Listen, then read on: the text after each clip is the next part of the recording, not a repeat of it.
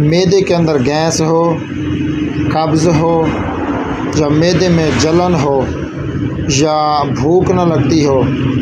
کھٹی ڈکاریں آتی ہوں، روح ہمیشہ پھرتا رہتا ہو، تو اس کے لیے ایک مجرب نسخہ ہے، وہ آزمائیں، انشاءاللہ آپ جو ہے وہ بالکل آپ کا معدہ ٹھیک ہو جائے گا۔ آپ اس طرح کریں، آپ روٹی کھانا چھوڑ دیں، آپ روٹی کی بجائے چنے کھائیں، کالے چنے لے لیں، ان کو آپ پانی میں ڈال کر ابال لیں، جب وہ ابل جائیں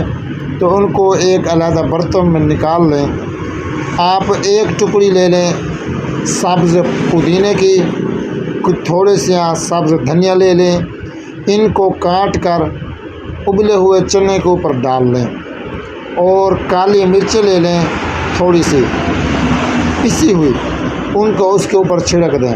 اور کالا نمک لے لیں، ان کو بھی اس کے اوپر چھڑک کر 2 لیمو کاٹ کر